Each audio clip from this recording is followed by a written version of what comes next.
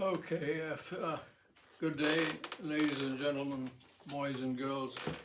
Philip Arundel again, this time with the second half of letter number 8, something like, call it 8B.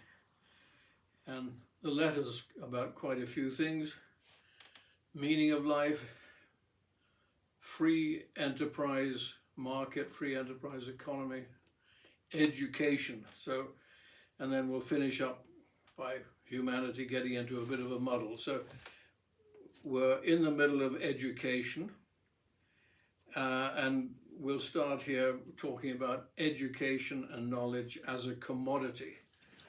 So here we go, a bit of a boring reading, but that's the best way I can say it.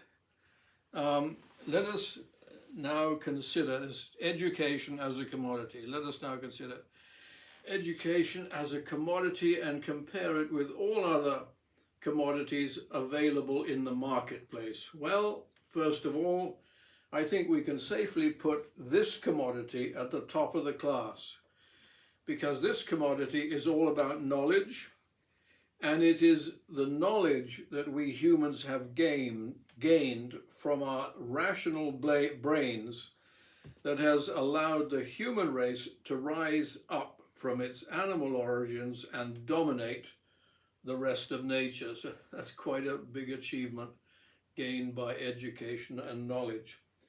There is no start date as to when teaching or education started, but it must have been when one ape man passed on a bit of useful knowledge to another ape man.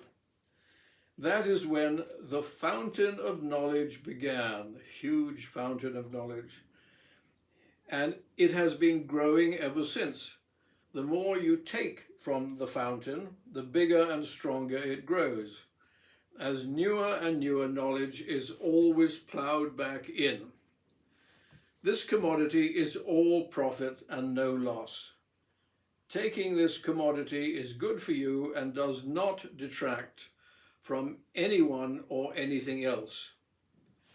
It is unlike all other material things, when sometimes the more you have, the less is left for others. And knowledge per se does not take anything from nature. In brackets, however, when knowledge invents a chainsaw, man is happy. When knowledge invents a chainsaw, man is happy, but nature, poor old nature, is terrified. Close brackets. Knowledge is invisible wealth, good for you and others, yet taking nothing away from anyone or anything around you.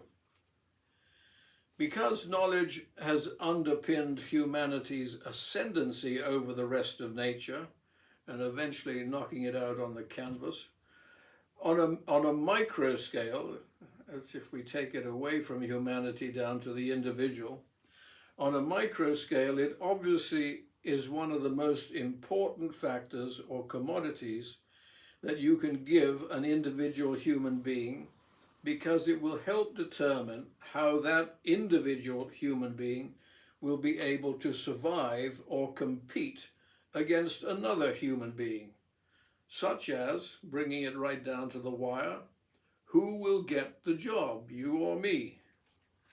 Okay, we go now into education for free. We start out, which is why education being so important to the individual for his survival, which is why ever since socialism and the state stepped in, and maybe before, enlightened societies, churches, and royalty have subsidized or offered free education to those who could not afford it. It is obvious that for anybody to survive in life, they need to have a job, and reading, writing, and arithmetic would be base essentials for that to happen. Very fair, reasonable, civilized, and charitable. The money for the free education coming from the funds of the wealthier sections of society. This redistribution of wealth, or socialism, is a recent happening in terms of human civilization and was only made possible by the absolute huge wealth made in the 18th, 19th, and 20th centuries by the winners in the free enterprise game of life, on the back of the colonization of the Third World, the Industrial Revolution, and the opening up of America.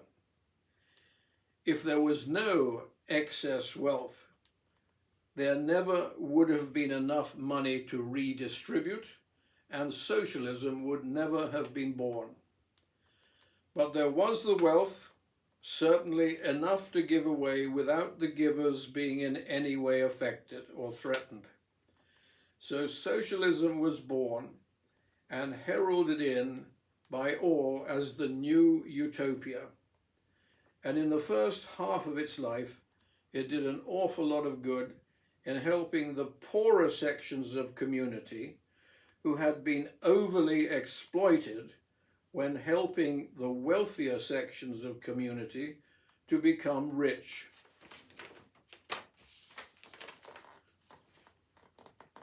And one of the best things that happened in early socialism was the vastly increased provision of free education by the state. And quite unusually, by the middle of the 20th century, some of the free education provided by the state was even overtaking, in academic terms, the private education that only the wealthiest in the country could afford. The state grammar schools were beginning to overtake the Etons and Harrows of this world. And because the top universities like Oxford and Cambridge reserved most of their places only for the top private schools, the academic cream from grammar schools ended up in what were called the red brick universities, scattered throughout the rest of the country. And guess what? Very soon, the red brick universities were beginning to outperform the Oxbridges of this world, which in turn forced the Oxbridges to widen their intake of graduates, making more room for the best brains coming from the state grammar schools. Now, how did this happen? Surely, as we have described in the beginning of this letter, the best money will always find the best commodity on the market. And yet here we see education that costs nothing beating education bought by the best money. At least in academic terms. At least in academic terms. If you take the all-around education, which takes into account environmental reasons, small class size, sporting and social considerations, then the privately funded school will still probably hold top spot. But if you take academic considerations alone, the grammar schools probably did, I am told, have the edge. And that was entirely due to introducing a little bit of the game of life or competition reasonably early on in life, which happened with the 11+ exams. Grammar schools were filling their classrooms with the naturally gifted, brighter children in the country. And money cannot buy something that is naturally gifted. Money cannot buy invisible wealth. The best private schools still provided the best all-round education, but because their intake of pupils did not have to successfully jump the academic hurdle, their academic intake did not match that of the grammar schools. From what I gather from my friends, grammar schools were the very best engine of social mobility this country ever had. They allowed the academic cream from the poor backgrounds to rise to the top and achieve fulfillment in life, which was good for the individuals themselves and good for the country. The playing fields of the country were becoming level, were becoming more level, and the quality of those playing fields was going up a notch or two as a result. It also allowed for a more flexible, changeable, constantly changing hierarchy to form, which is a very healthy thing for any society you live in. You don't want the top people always to be the same top people. They have to change according to ability and record and how good they behave. Anyway, that's about it. So we've got to the fact that these grammar schools are fantastic.